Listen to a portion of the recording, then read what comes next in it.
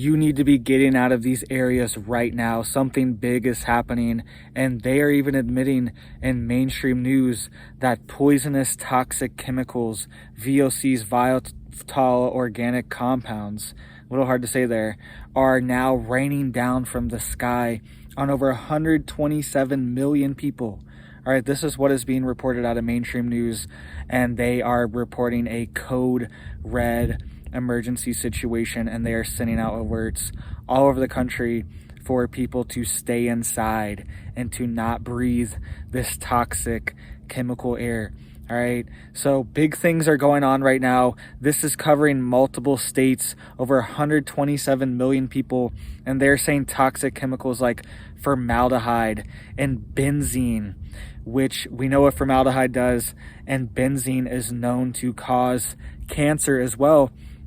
They're saying these VOCs are forming as a result of what's going on, and it's forming in the atmosphere from the sunlight hitting it. Apparently that's what mainstream news is reporting, and they're even putting out some very strange articles like, why does the air smell like plastic? Why does it smell strange in this area? And that's the excuse they are giving. So we're going to break down all this stuff. We have multiple states under health emergencies right now, and this is why you need to have some kind of air filtration. All right, you should be looking into HEPA filters that you can put into your home's AC system that are very low micron and filter out most of these VOCs, okay? Because a lot of these are very small particles and they can just pass through your normal air filters. All right, so make sure you have a high quality air filter right now, and if you can, have some kind of carbon backing to that filter as well. They have like carbon filter layers that you can put behind your filter, or they have ones that are just all together. It's like a carbon layer, a HEPA filter layer, so, and it's very low micron, so you can filter out all the VOCs and get all these contaminants out. It gets rid of viruses, all this stuff. Look into these filters that you can put on your home's AC system. That's your best bet right now, because a lot of these air purifiers, those stick ones, they really don't capture all of these VOCs, these very small particles, these volatile organic particles. They cannot capture them. So look into this stuff. And if you are heavy into this, some areas are reporting extreme levels. They're in the purple. All right, so a lot of areas are declaring code red, and some areas are in code purple right now, which is even more extreme than that, where they have their air quality index almost up to the 300s. All right, so very hard to breathe. People are reporting that they are sick, they are lightheaded, they cannot go outside. Some people haven't been able to even breathe without their inhalers, they were saying. And they were also saying that it's been hard to get inhalers.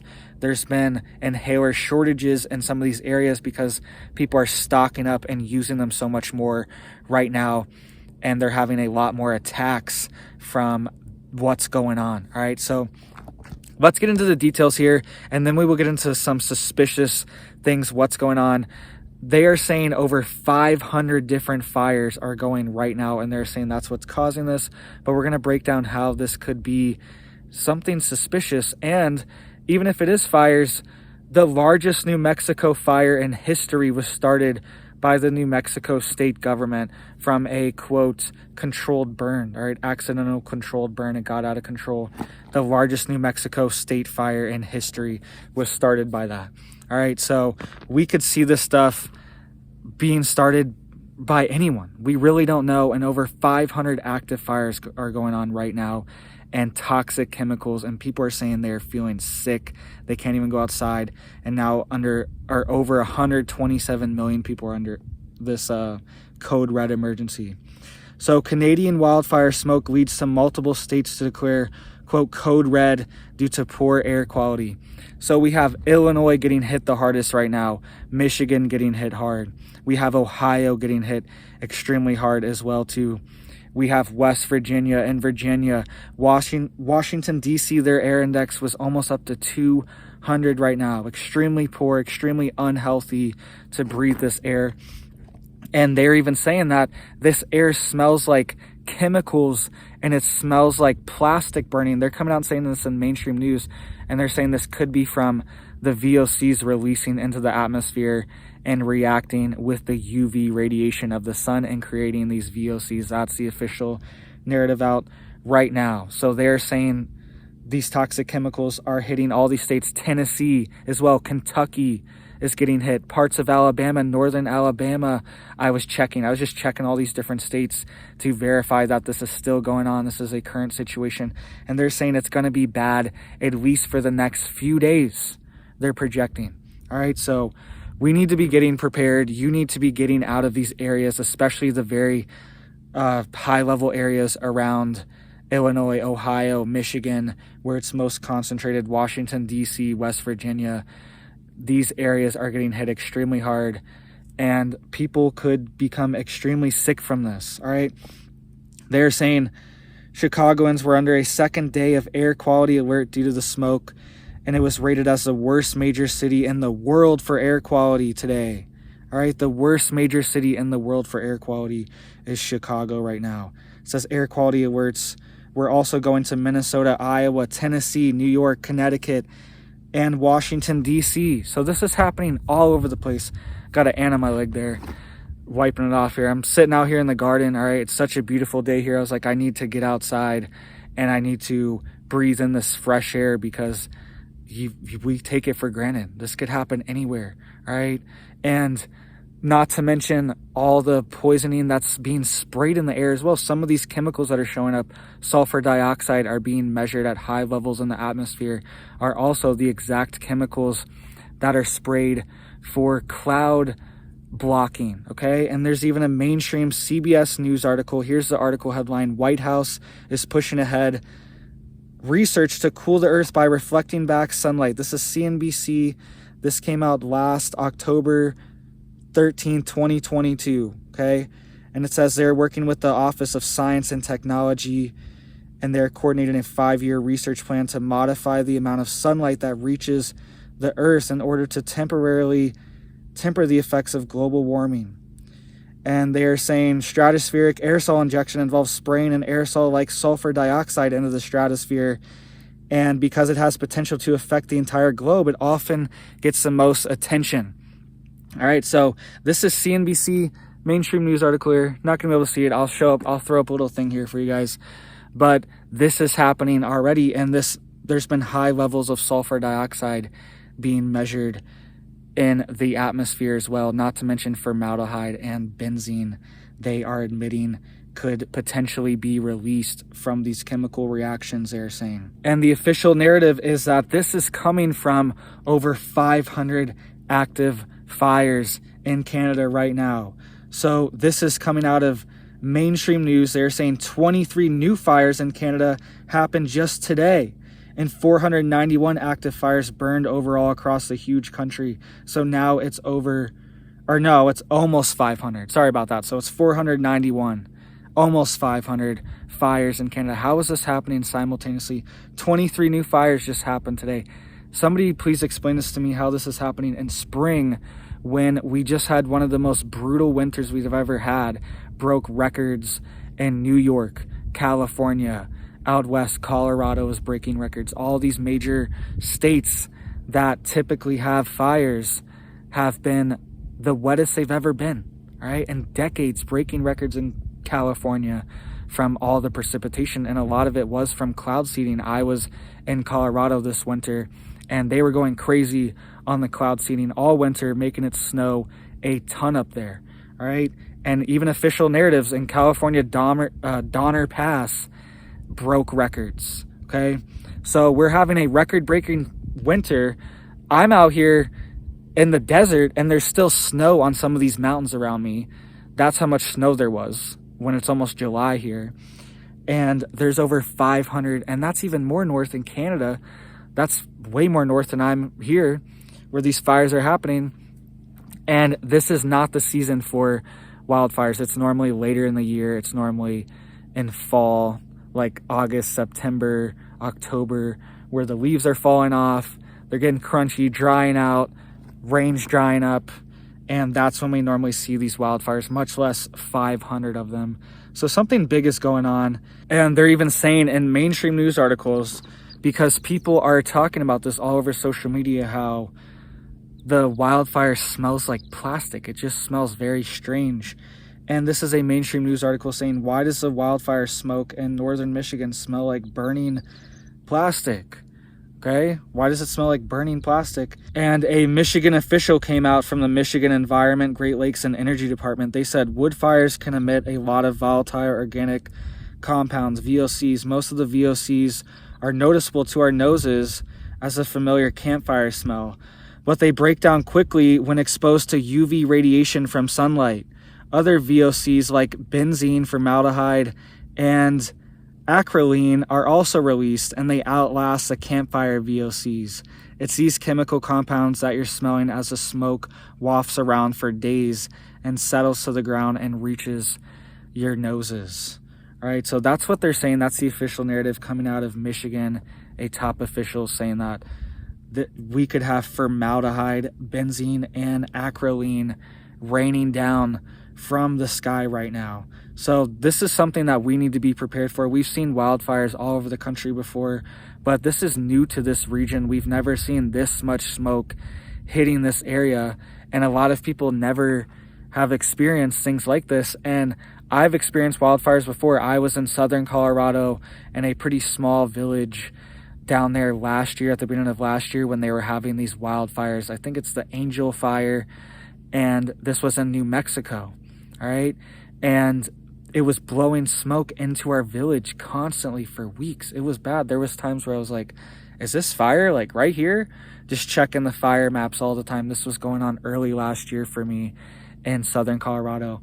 And there was never a time where I'm thinking it smells like chemicals. So this definitely could be a thing. This definitely is a real reaction, but it's very suspicious, and people are warning and saying that they are even feeling sick from this, and they're not feeling okay. They're feeling lightheaded if they go outside, but even if you go inside, you're just still breathing in the air. It's just slightly filtered. That's why I was saying you need to have these HEPA filters, and if you can also get a carbon filter layer on your HEPA filter, then you're good to go. All right, then you will pretty much be able to filter out almost all of these toxic chemicals. And another thing that's a little weird is people are reporting all over Ontario that the skies are blue. They have nice blue skies, no clouds or anything. But then in the US, we are getting these emergency alert warnings, these code red warnings all the way down in the south. So hit it up for me down there, guys, to get this video out to more people. People need to know you might even be in this region, right? This is almost half the country is in the path of this. They're saying over 127 million people are under threat right now, and places like Illinois, Ohio, Michigan are under the highest threat. Even Washington, D.C. for some reason was very concentrated, almost 200 on the air quality index. So this is bare minimum not good for you, and at the maximum, this could be exposing you to cancer causing chemicals. Benzene is a known carcinogen and causes cancer. Formaldehyde is a known carcinogen, and we know what that's also used for as well. So hit it up for me down there. People need to know about this. They are telling people what's going on, but I feel like it's not as big of a deal.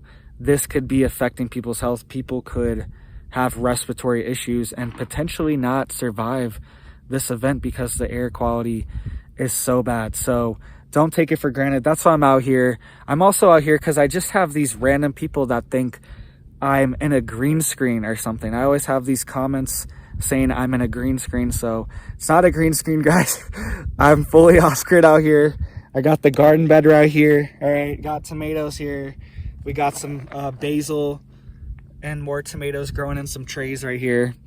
All right, so it's not a green screen, guaranteed. Touching the mulch there.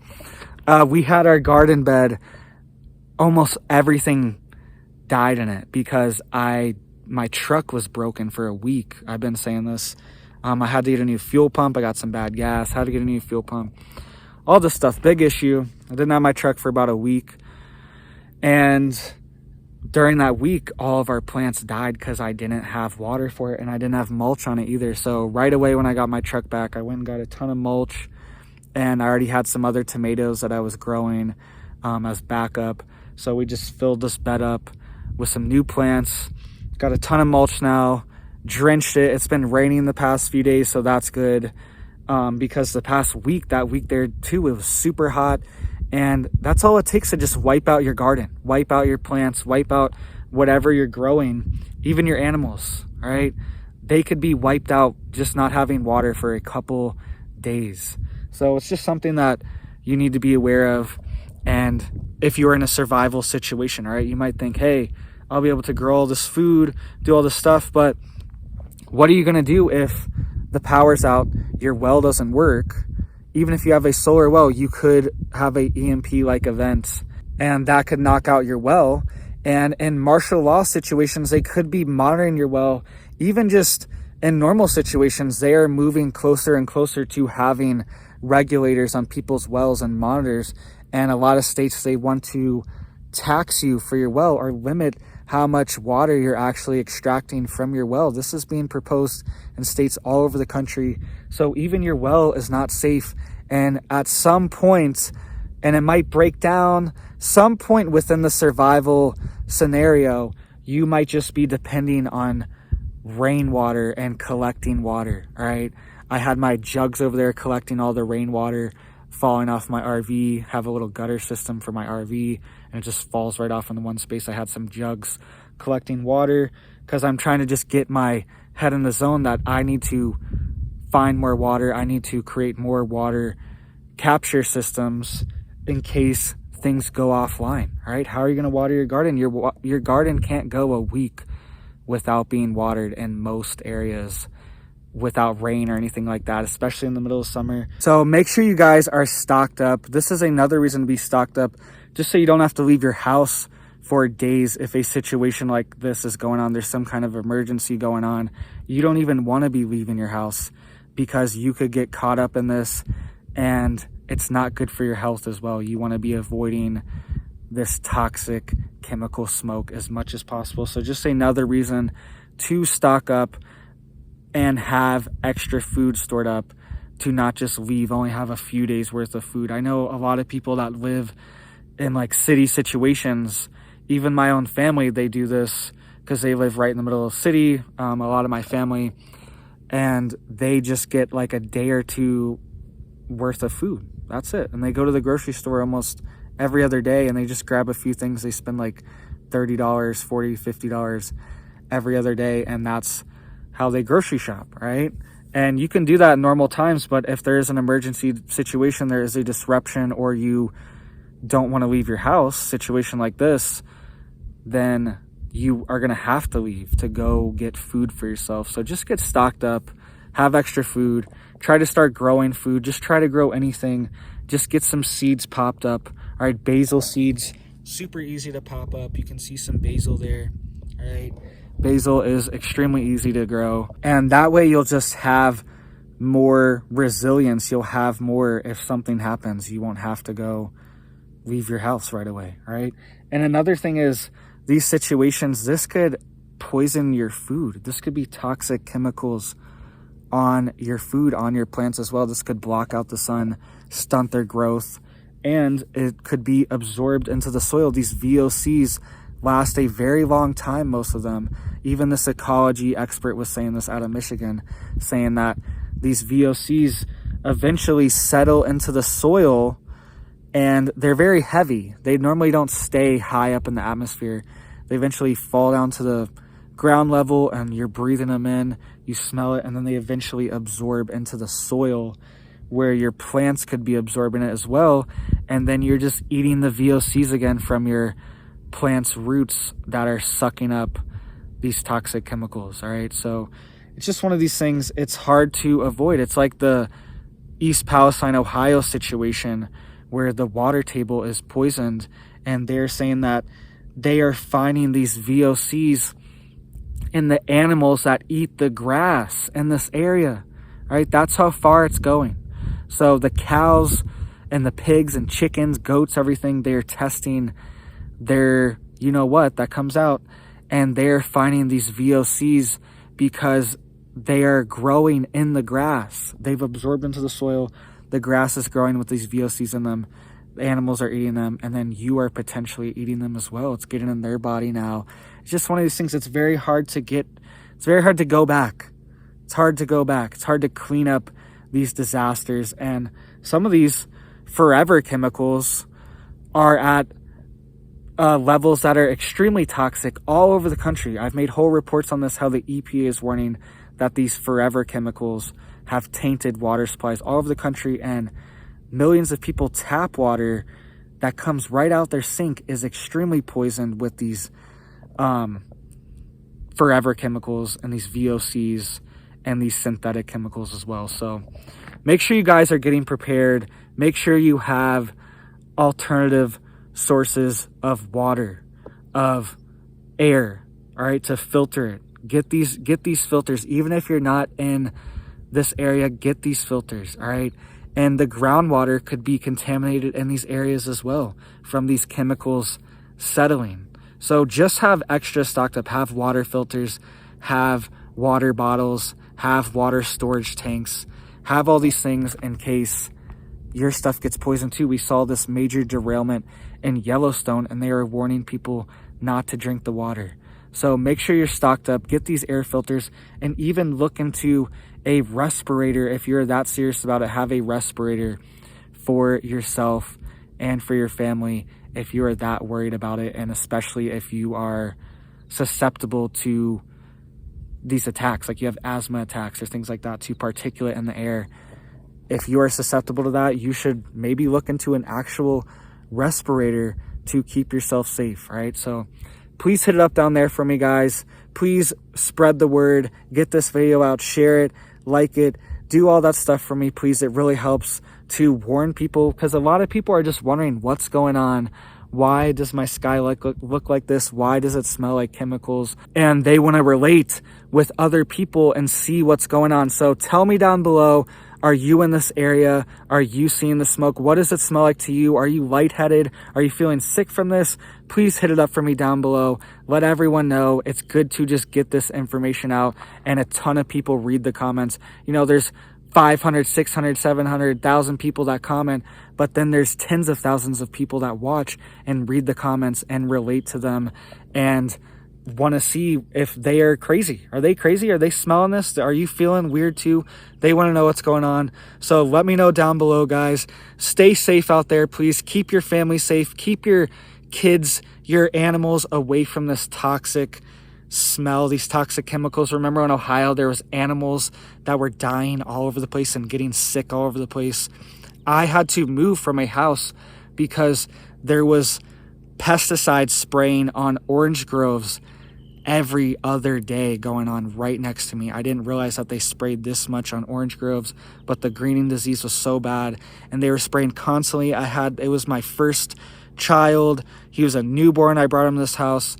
It was devastating, but I had to move from this house. I had to get away from it because it was so toxic, and I had to have a special filter on my well and everything issued by the state. State mandated that I have this filter on it. They paid for it and everything because the soil and the water table was so contaminated from the toxic chemicals that they sprayed over the years. All right, this is happening right now in Central Florida, and I had to move from this area. It was so bad, and we are seeing these situations spread across the country and more states being poisoned. All right, so please hit it up for me down there. Please stay safe.